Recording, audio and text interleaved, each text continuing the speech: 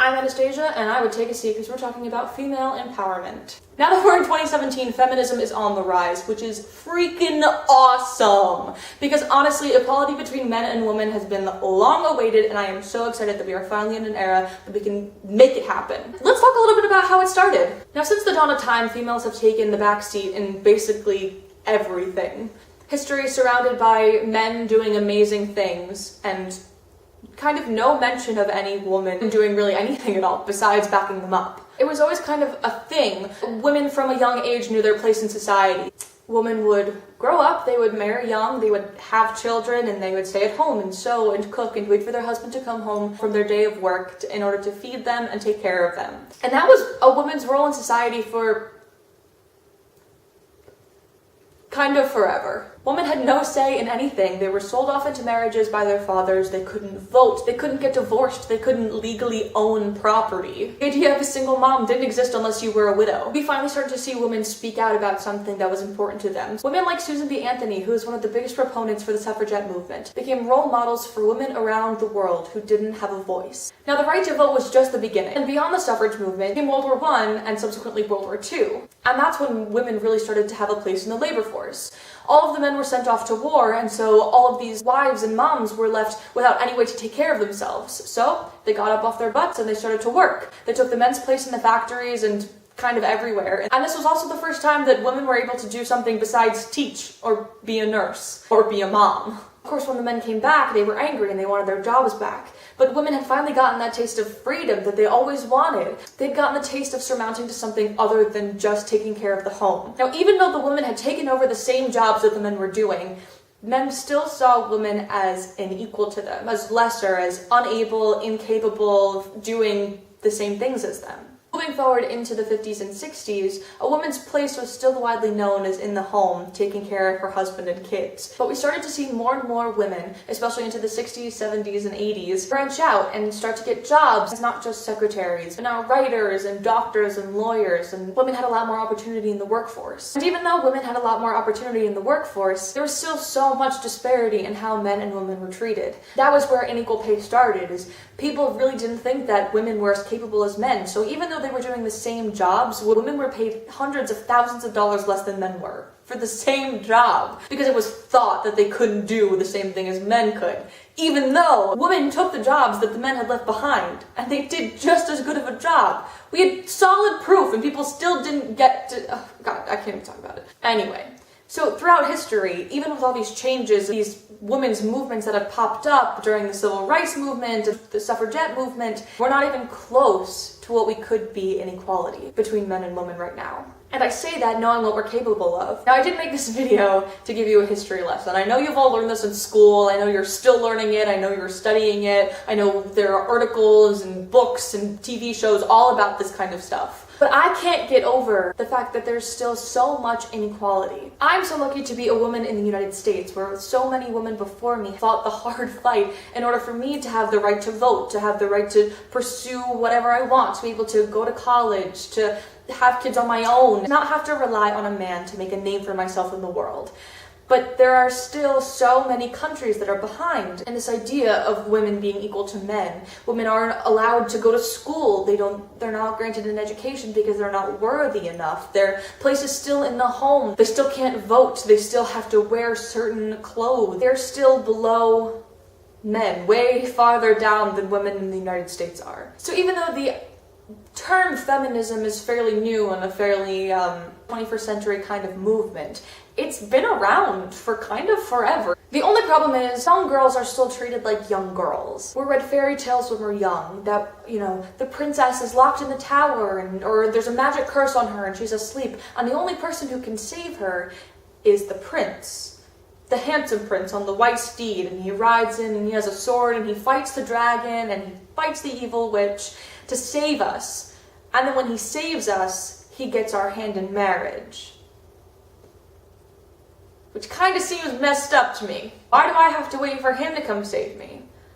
And great, so if he helps me out, that means that I owe him something in return, like marrying him. We're still teaching our girls these things. Which is not to say that fairy tales are bad, you know, it's a kid's story, but empowerment does start from a young age.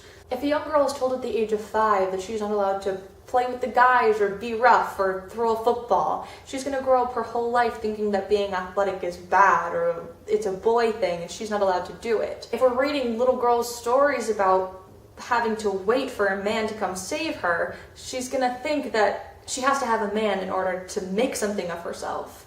And that's not what we want at all. And I think the feminist movement is doing a great job of empowering women everywhere. But I feel like we're not doing enough to target it at the source, to target it in young girls who have so many dreams and aspirations, but for generations have been shut down by people telling them that they can't do what they want to do. And we're finally in an age where young girls have the opportunity to do anything. And it's important that they know that their voice is so important in making a difference in the world. And their goals are just as valid as anybody else's goals. So now with all of this information that I have just given you, I'm sure you're wondering, what is the purpose of all of this? Am I just talking my face off just for fun? No.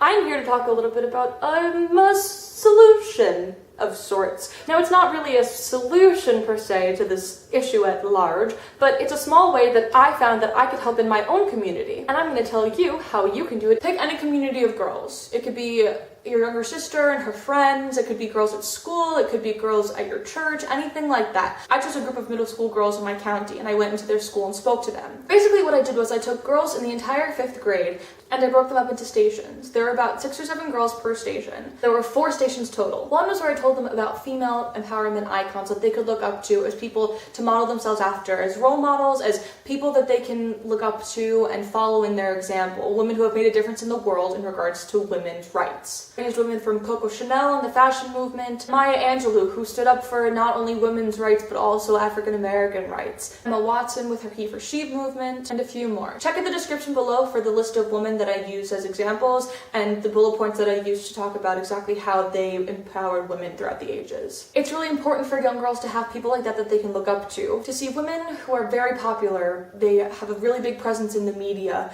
to see them have a voice for women and be able to stand up for what they believe in. And it's a really great way for girls to have somebody to look up to say, hey, she did it, so can I. Station number 2 was to write about a woman who inspires you in your life. A lot of girls chose their moms, a lot of girls chose their sisters and their aunts, their grandmas, women in their own lives that they had to look up to, which I thought was amazing. It's important that from a young age these girls are seeing older women thrive and be strong and determined, not just in the media, as much as that's important to see people on a large platform that have a lot of say in the world to make a difference, but also people in our own lives. We relate to them more, we find it easier to talk to them and to make a connection with them. So it's really important that they have that kind of accessibility to somebody to look up to. So when people are saying their moms and their grandmas and all their family members or anybody that they know, a teacher or something like that, it's amazing that they even have somebody to look up to. I think it's really important that they understand that those women are perfect examples of making goals for themselves and being able to achieve them. If they see that in the women that they're being surrounded by, they'll be able to believe that they can do it too. Station number 3, we told the girls to draw what came to mind when they thought of the words determination, strength, and girl power. The girls drew capes and they drew muscles and they drew their favorite TV stars, or they drew about a time that maybe they had a little bit of a difficulty in something and when they overcame it. Those stories were so awesome to hear. The fact that those girls saw themselves in powerful words like determination and strength means that the power is in them. We know the power is in them when we can see it. It's so important that they see it themselves. And like I said, this whole workshop was about girls being able to see the kind of strength in themselves that they see all around them, and to make sure that they understand that they're capable of anything that they put their minds to. Station number 4 was to draw how you see yourself in the next 10 years. This was probably my favorite part of the whole thing. I was so impressed with what the girls came up with. The fact that they had goals for themselves, such big goals for themselves at such a young age. They were only 5th graders, but they had such high hopes for what they could achieve in their lives. That's the most rewarding part, is to see that these girls have dreams, but they need to know that they can achieve them. And that's what this whole thing is about, to make sure girls know that these dreams that they have, these big, bold dreams to make differences in people's lives, that they know that they can achieve them, that they're not squashed down like they have been in the past. The girls lit up when they told us what they wanted to be when they grew up. Doctors and TV stars, and one girl wanted to be a voiceover artist, which I think was incredible. At that age, I didn't even know what a voiceover artist was. But the fact that she had picked something that she loved so much, and she really was determined to pursue that and become something greater than she could have ever imagined. So that was the project, and I had so much fun doing it. It was so amazing to work with those girls, and I 100% would recommend doing it in your own community. I think it was so beneficial to the girls. I learned so much about myself. My friends who helped me learned so much. It was just an all-around incredible experience. And I really encourage you to try it out with any group of girls that you can find. I think if we as an older generation decide to start helping the young girls, I think we can really help make a difference in their lives. Thank you so much for watching, and I hope that you have learned something or you have taken something wonderful from this video. Please make sure to share this video with everybody you know. Make sure the word gets out. Make sure every girl that you have ever met in your entire life knows about this video and knows about this project, because we are the generation to change the world, and I think that's pretty awesome. So thank you so much for watching, and I hope you have a wonderful day.